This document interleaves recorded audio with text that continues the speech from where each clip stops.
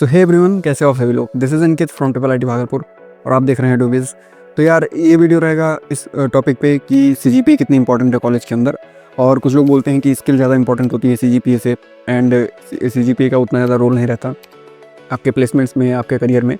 और कई सारे कुछ बच्चे बहुत ज़्यादा डाउट में रहते हैं इस चीज़ को लेके कि उनको सीजीपीए पे कितना फोकस करना है, और लास्ट में जाके उनका सीजीपीए कई सारे बच्चों का कम भी हो जाता है, जिसकी वजह से वो कई सारे कंपनी में शॉर्टलिस्ट भी नहीं हो पाते।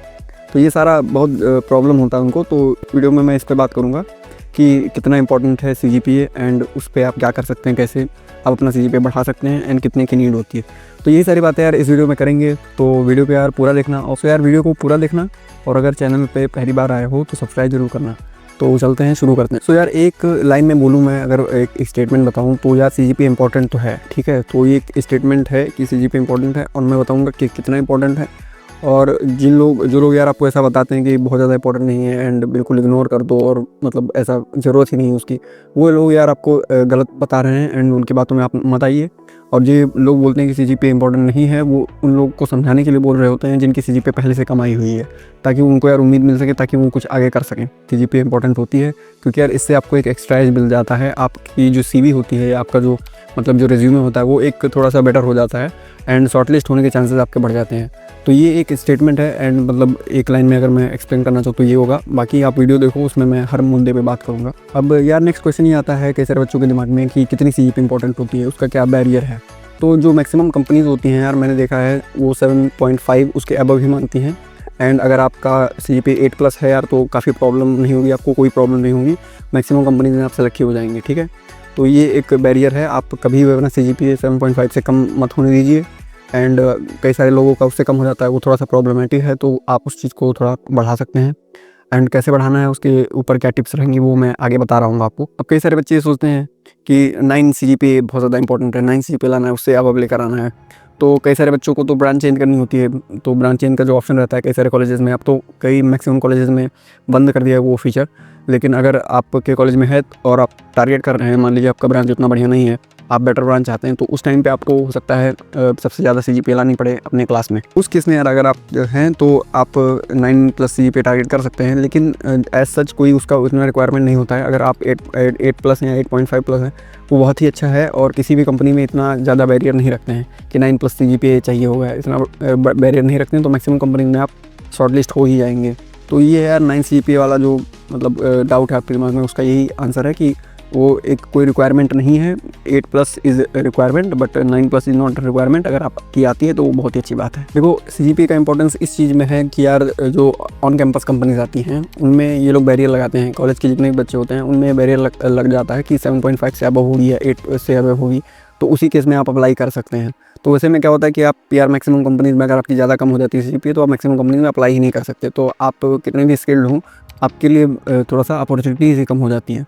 तो ये चीज़, यही एक प्रॉब्लम है सीजीपीए कम होने का। तो इस चीज़ पे आपको ध्यान देना चाहिए।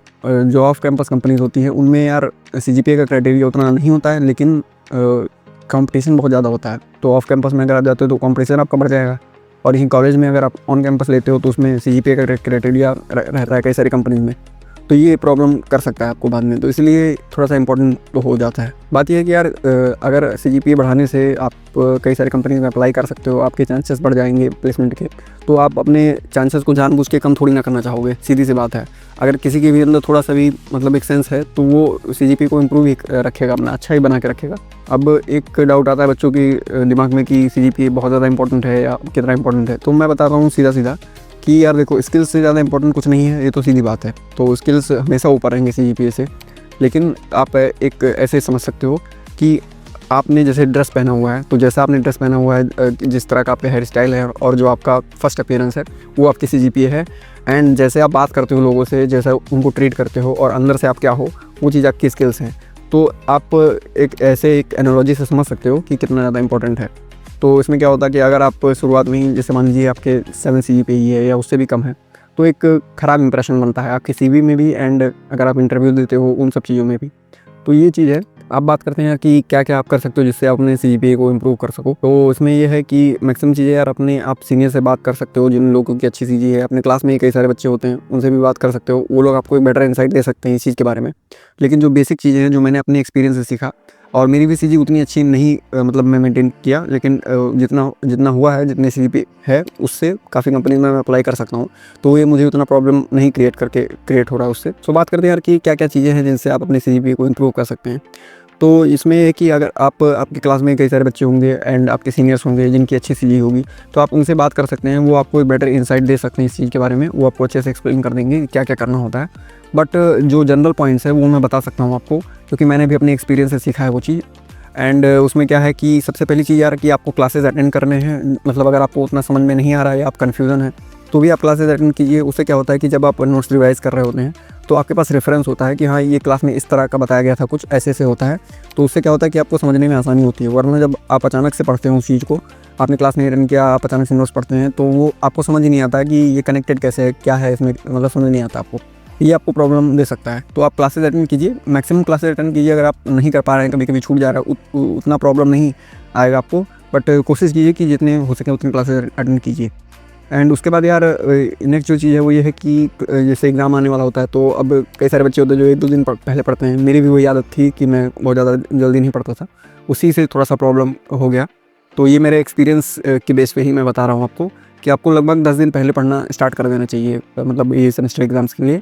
उसमें आपको सिलेबस के जितने रिसोर्सेज हैं, सारी चीज़ें आपको इकट्ठा करनी चाहिए एंड अच्छे से उसको समझना चाहिए, और ज़्यादा टाइम लगाने की ज़रूरत नहीं है। जितना ज़्यादा क्वेश्चन लगाएंगे, एंड PYQ सबसे ज़्यादा इंपॉर्टेंट है, जो प्रीवियस ईयर में क्वेश्चन आते हैं वो काफ़ी एक रिलेटेबल रहता है कि आपको पता चल जाता है कि आपको पढ़ना क्या है एक्चुअली में, तो ये काफ़ी फ़ायदेमंद चीज़ रहती है। तो ये आप PYQs में थोड़ा ध्यान दीजिए एंड उसके साथ साथ थोड़ा जल्दी पढ़ना शुरू कीजिए। इससे क्या होगा कि आपके पास सफिशिएंट टाइम रहेगा चीज़ों को समझने का। क्योंकि अगर मान लीजिए लास्ट डे में आप पढ़ रहे हैं और उसमें आपको कोई चीज़ नहीं समझ में आ रही है, तो या तो आप उसको छोड़ देंगे, या तो मतलब अगले दिन अगर मान लीजिए पेपर में आ भी गया तो आप कुछ नहीं कर पाएंगे, तो डाउट नहीं क्लियर कर पाएंगे आप अपना। तो ये चीज़ है, इस पर थोड़ा सा ध्यान दीजिए। यही जो जनरल पॉइंट्स हैं यार, अगर इसी पे आप ध्यान देंगे तो आपकी चीज़ वैसे ही इंप्रूव हो जाएगी, आपको ज़्यादा कुछ करने की ज़रूरत नहीं पड़ेगी। और इस पर आपको बहुत ज़्यादा एक्स्ट्रा एफर्ट नहीं डालना है इन सब चीज़ों पे, क्योंकि यार स्किल्स वाला जो सेक्शन है ना वो बहुत ज़्यादा बड़ा है, वो बहुत ज़्यादा हैवी है, बहुत ज़्यादा टाइम टेकिंग है, तो उस पर आप फोकस कीजिए। इस CGPA वाले सेक्शन पे उतना दिमाग मत लगाइए कि CGPA बहुत ज़्यादा ध्यान देना है उसके ऊपर। मतलब बुक्स पढ़ रहे हैं आप बिना मतलब कि अब जितना पेपर में आता है उसी हिसाब से आप पढ़ेंगे ना, अब हर चीज़ थोड़ी ना आप कवर करने लगेंगे। तो ये चीज़ थोड़ा सा एक स्मार्ट वर्क वाली चीज़ है, तो इस पर थोड़ा सा आपको ध्यान देना चाहिए। तो यार मैंने कुछ अपने एक्सपीरियंस से जो सीखा अभी 3 साल 4 साल की जर्नी में, वो मैंने शेयर किया आपके साथ। एंड जो मैंने अपने दोस्तों से सीखा वो भी मैंने आपको बताया इसमें, CGPA की कितनी इंपॉर्टेंस है एंड कितना CGPA आपको इंपॉर्टेंट होता है। अगर CGPA किसी भी चीज़ से आपको यार कोई आपके दिमाग में कोई क्वेश्चन आ रहा हो उससे रिलेटेड, तो आप कमेंट करके बताइए, मैं उसका आंसर कर दूँगा कमेंट में ही। एंड अगर ज़रूरत पड़ी तो उस पर वीडियो भी बना सकता हूँ। तो ये चीज़ थी, और अगर आपको ये वीडियो अच्छा लगे तो लाइक कर देना। और अगर आप पुराने स्टूडेंट हैं, आप अभी कॉलेज में पढ़ रहे हैं, तो आपकी कितनी CGPA है इस वक्त, आप कमेंट करके बता सकते हैं। तो नेक्स्ट वीडियो यार ज़रूर कमेंट करना, बताना कि किस टॉपिक पे आपको चाहिए। तो मिलते हैं आपसे नेक्स्ट वीडियो में, तब तक के लिए ऑल द बेस्ट।